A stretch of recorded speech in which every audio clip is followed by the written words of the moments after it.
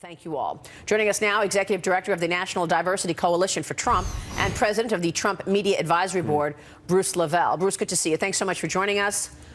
Your thoughts. Thanks, Maria. Thanks for having me. Yeah, we're happy you're here. Your thoughts on what took place this week in terms of all of these CEOs trying to distance themselves from the president? Well, you know, it's like the president has said in his campaign, you know, he's not going to be tied to any special interest and in my take on this, Maria, is that if you want to come serve and you want to be a part of this administration, don't come with an umbilical cord tied to a group or special interest, and come with the willingness to serve. And the one thing about this is don't cave in to mainstream media out here trying to paint a picture on this president and make him out to try to be something that he's not.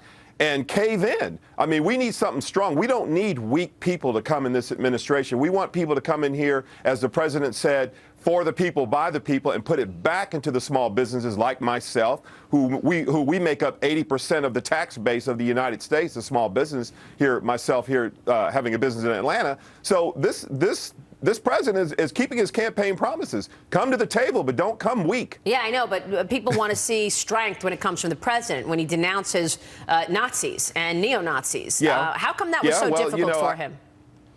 Well, I don't think it was difficult, Maria, with all due respect. I think, you know, when I saw this come up, I was on the other mainstream networks all week, and I can tell you that I counted 13 times all the way back to 1991 with Larry King on the show. I counted in 2000 with Matt Lauer. And it's like, at some point, at what time will we stop as Americans, and most media, not all, stop giving this person from Louisiana this life by keep bringing his name up?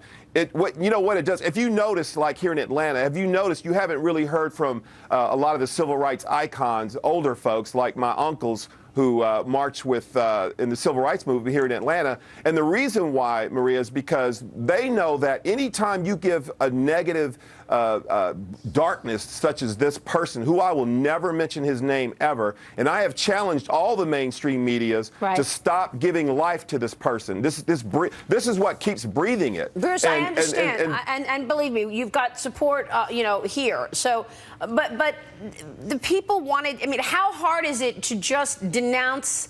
I mean, he did it very clearly on Tuesday, but then he sort of muddied the waters by saying that there are fine people on both sides. That was the issue, and that's why it's still being talked about. And I think that was really why all of these CEOs were getting calls from their constituents. Larry Summers was calling everybody, saying, look, you're not fit to lead if you don't step down. So in other words, he's setting himself up. Well, I think what people are doing is, Maria, is trying to read too much into the tea leaves. The bottom line is that there were good people, like the young lady that lost her life. You know, you got to remember, they were coming to talk about taking down this Confederate statue. There were other peaceful type movements. Now, remember now, we're not finished with the investigation that the Attorney General has sent out troops on the ground immediately, unlike previous administrations that were poor Ferguson almost burnt to the ground till they finally came in. So, you know, I think Bruce Lawrence Jones here. Those people that you're mentioning were marching with the Klan. You do realize that, right? No, sir, there were other people there that and they came were marching to come with the Klan. about. No. See, here we go again. There were other younger people that came there to talk about the statue. Oh, you mean the ones with the tiki torches? No. See here we go again. Here we go. You know there what? It's such a stark and horrible situation that people don't have tolerance to hear about the few others that were there to just talk about the statues.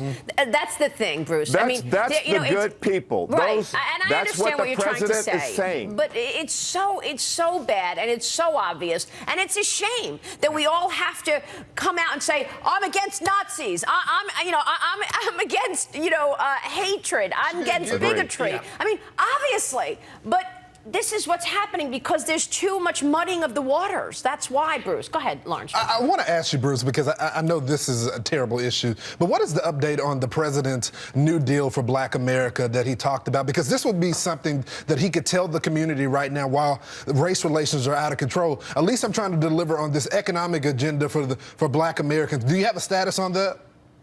The New Deal for Black America, I can tell you this, is for all Americans, sir. The New Deal for Black America is lowering the regulations to create more jobs. The New Deal for Black America, which I'm so optimistic when we come after Labor Day, and I've said this many times on many, many shows, and the president said this, I knew the Affordable Health Care Act, which is a debacle, we all know that, but I always said the real battle will be when the tax breaks come. But Bruce, what are the specifics in the community? Because that's one thing that the president could use right now is actual ties in the community with small business leaders, black businesses that are in the community that he could go back and say, you know what, this race relation thing may be a problem, but I'm trying to bring the community, bring jobs back to the community with this economic agenda. Case in point. What specifics do you have?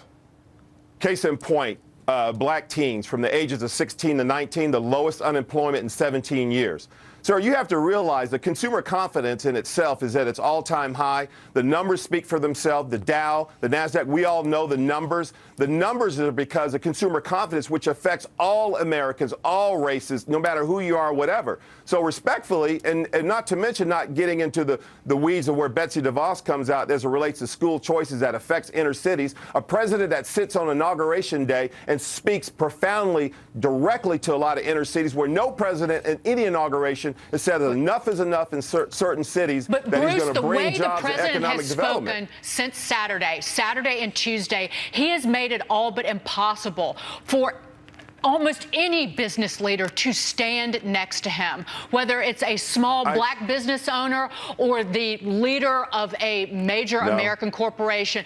As somebody who grew up in the rural South and lived through desegregation and the integration of the schools and trying to be a better society, when you see people marching with torches and you don't have the President of the United States who stands up immediately and says, Nazis who were screaming death to Jews, bad. And they killed a woman in Charlottesville.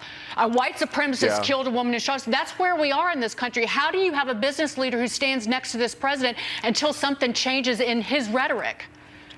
Well, like I said earlier, I don't know how many times the president has to denounce this evil empire, which I will not give it life and name. Well, he pivoted back to once again. Yes, to be clear, he did denounce it. I don't know how many times he's going to have to say it to make people feel better. But at the end of the day, he has addressed it. He has put it in. He's put the issue on the table and has spoke about it. And we have moved on. It's that we keep breathing life into this. People haven't moved on, Bruce. That's why maybe he has to say it 5, 10, 15 times. Yeah, look, he definitely did denounce it. I agree with you. He denounced it on Tuesday. Right. The problem is he brought other commentary into that press conference, which muddied the waters. And because there's such sensitivity to it, maybe, I mean, who's advising him? Is he getting the right advice when he goes out to a podium after these sickos went and had this chanting in Charlottesville, and it was so obvious that it was so bad, and a woman's life was taken? Maybe he just should have come out to the podium and said, a woman's life was taken. We're all in mourning. The country needs healing. I will be back with more information. For now, we must come together. I mean, just quick, short, no ad-libbing, just help the country come together. Well, I think he's said that many times. He sent his condolences out to the young lady that perished, and the two troopers, Trooper Bates and Trooper McCullen. He said it over and over. I mean, you know, look, at the end of the day, this is a terrible travesty that happened in Charlottesville. The president has unequivocally, he's said it over and over and over. And Maria, I don't know how many times that the president needs to keep saying, but I will tell you this, okay, and I'm very serious about this because I know a lot about this from my family, what we went through. We have to stop giving that evil entity life. Yes. We addressed it. But another thing, too, on race reconciliation, which I know a lot about being a biracial child, I understand what race reconciliation means. It means it's for the people.